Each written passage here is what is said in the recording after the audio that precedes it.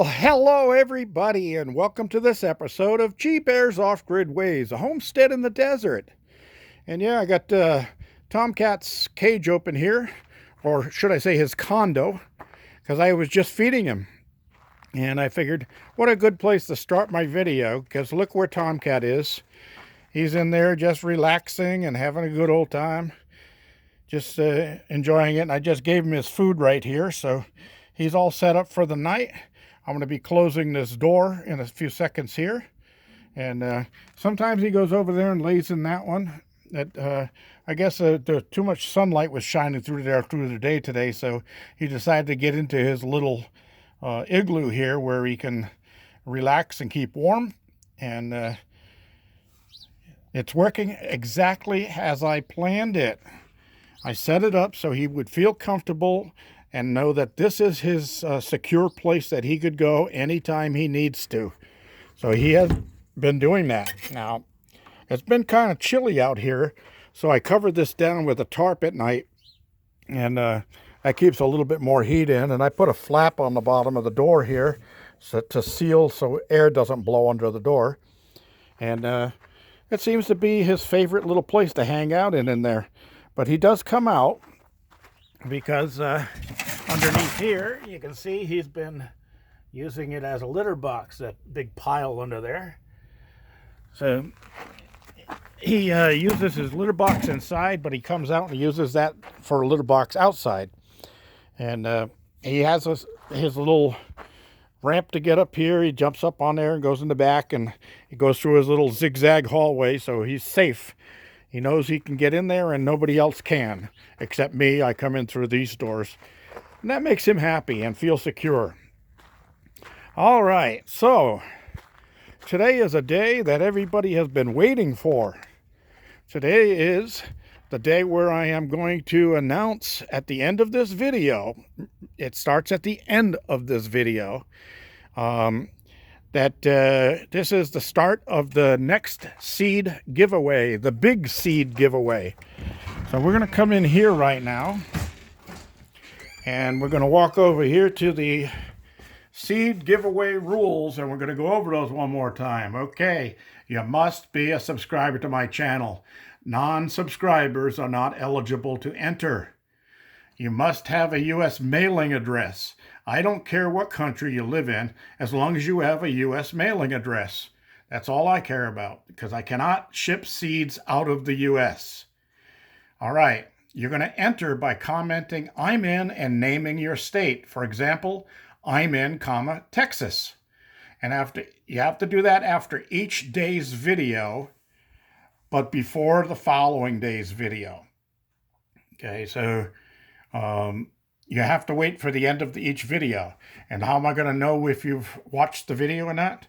Well, because you can do up to 3 entries per day. You watch to spot the package of seeds that's out there somewhere. And it's got to be somewhere outside of the garden or greenhouse. It can't be in the garden house or in the greenhouse. Those do not count, because there's always seeds there. It's going to be a package of seeds that's somewhere where it doesn't belong. So you're going to tell me where you saw that package of seeds. And then, without you noticing it, I'm going to snag that package of seeds. So when I do a turnaround and come back, it's not going to be there anymore. It's actually going to be somewhere else. If you can read what type of seeds they are, and you state the name of the seeds from the name on the package, that'll get you a 3rd entry. Now, here's the clinger of the whole thing. No entries after the deadline will be counted. Seeds are as is. No returns or exchanges. Quantities and types are decided by me. There are no special orders. Winners must claim your seeds within 3 days from the draw and provide a eligible mailing address, or forfeit any claim to them. The giveaway begins today, December 13th, after the announcement video. That's after this video. So don't start jumping in right now. You got to wait till the complete video is done. And the last entry will be accepted on December 19th at 6 p.m. Pacific Standard Time. So that's 9 p.m. on the East Coast, 6 p.m. on the West Coast. And those of you in between, you can go by whatever your clock says. But it's got to be 6 p.m. Pacific time. And the drawing will be the following day on December 20th during my video. I'll be doing it the same way as I did it last time. On my iPad, I'm just going to hit randomize, and it's going to pop a name up, and that's the winner. And in this group, because I'm going to be showing a package of seeds somewhere each day for each video, if you can name the package of seeds, then that gives you your second or third entry. Second is where you see the seeds, like the practice was on the barbecue. So if that works out, then each day I'm going to take the package of seeds that I showed, or that was shown in the video, and I'm going to add that to the box of seeds that people are going to get. Now, there's already over 125 packages of seeds in the box for this contest. Over 125. So each one is $1.79, $1.89 a package. That's a lot of money, kids. So get your entries in there, and we'll see what we can do. All right. So we're going to get moving out of here, and I got to get outside on my tangerines. They look great. I'm going to have a tangerine here, and when I get back, and have a beer with it, and nothing like tangerine flavored beer, right? So let's go outside, and I'm going to show you. Yesterday I showed you the wind damage that happened on my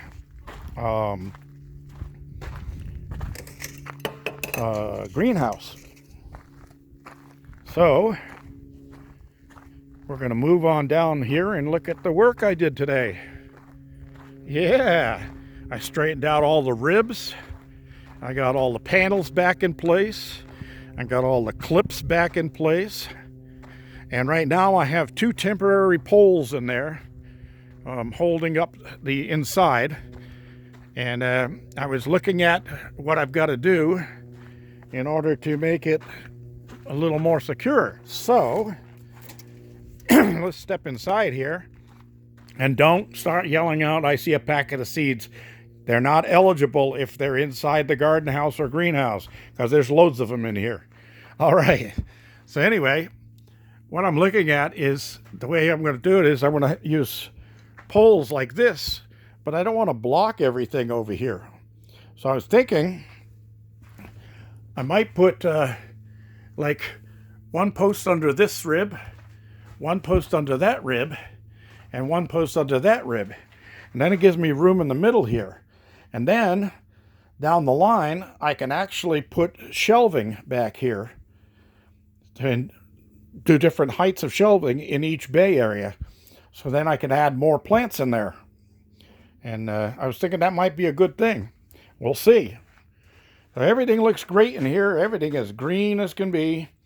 And I did last night before bed, because when the winds died around 3:15, 3:20 or so, I came out and I popped a couple of these panels back into place so that I didn't have to worry about losing too much heat in here. Oh, and I wanted to show you. Oh yeah, my tomato popped up there. And I saw, oh yeah, there's the other little one right there starting to come up. So I got tomatoes coming up in here. This is my spinach. I got a couple of those have sprouted up. And I got some stuff in here that's popping up, and I'm not sure what it is. Now this was a branch that accidentally got broken off of one of the grapevines over there. And I cleaned off the bark at the base of it and scored the cambium layer a little bit with my razor knife, and I've got it stuck in soil to see if it roots. So we'll see what happens there. But I'm not sure what the heck is growing in here, but I'll find out when it gets a little bit larger.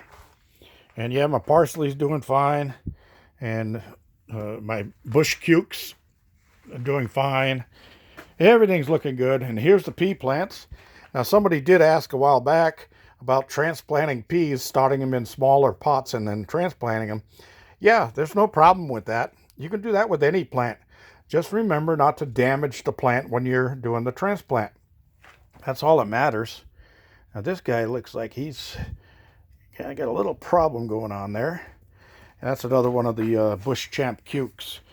So those beans didn't come up, and this one took a hit from the cold one night, so it looks like I've got some fresh sprouts coming out of the top of it, so it might come back. Look at these tomatoes. These are the clones that I took off of the other plants before they froze. And they have taken root, and they're starting to grow. So I will be transplanting those into bigger pots pretty soon. And they're all looking pretty good. They all got fresh growth on them. And we'll see what I can get out of those. This one's got a lot of cilantro growing around it.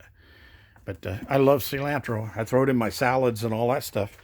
Okay, this is sweet pea flowers. And I got one popping up right there.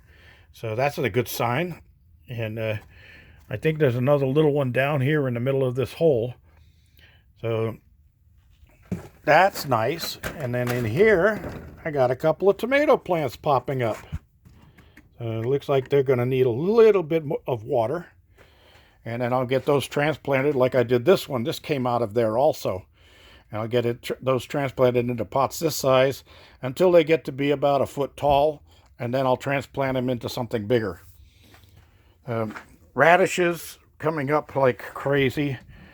This tree I don't think is going to make it, but since I had some cilantro growing in here, I'm just keeping it watered. And radishes here are looking good, almost ready to pluck some and eat them. And my front lawn is coming up here. There's all of my carrots looking just great. Yep, it's coming up beautifully. I love it. And I love this lettuce. Oh my gosh, look at that. I was going to cook a burger for my lunch today, but I ended up going up to my neighbors and helping them with a blocked drain again. And let me give you a word of advice to you people out there. The reason that theirs was blocked was because they were using flushable wipes. You said, you know, you go into the store and you buy these wet wipes, they're flushables, and everybody says, oh, you know, they're better than toilet paper. Well, yeah, they are flushable, but they are not septic friendly. And they will sit in a pipe and get clogged up, and they'll hang on anything that's in a pipe. If there's a little burr sticking off the edge of the pipe where it was cut and glued together, it'll grab onto that, and then the next one will grab onto that, and it'll plug it up, and that's what they had. And ran my snake down there a couple of times and still couldn't hit it. It wouldn't push it out. And then finally we went in from the other side, and boom, it just flew out of there, and we had it cleared. So don't use those flushable wipes. Remember the 3 P's of toilets. There's 3 P's, okay? Poop, pee, and paper. That's all that goes down there. And when I talk about paper, I'm not talking newspaper or Sears catalogs. You've got to be a biodegradable toilet paper. And people, they want something soft, so they get those wet wipe things and they think they're a little softer to them. You know what? Just spend the extra money and buy some good Charmin. And you can get either the Charmin Ultra Soft or the Charmin Ultra Strong. I like the Ultra Strong because it's soft and it's strong, so you use less of it. The Ultra Soft is soft, but it's not that strong, and you might have some of those Pokemon accidents, so stay away from those things. All right, everybody. So we got over everything that we needed to get over, and I'm going to head back up here to the cabin so I could get myself something cold to drink. It's been a long day. Oh, what's this on the barrel here? Huh. Jeez, I wonder. Let me see if I can get a little closer. Oh my gosh. Oh, it's just a clip. I'll put that away while I'm heading into the cabin. All right, everybody, thank you for joining me. Don't forget to register.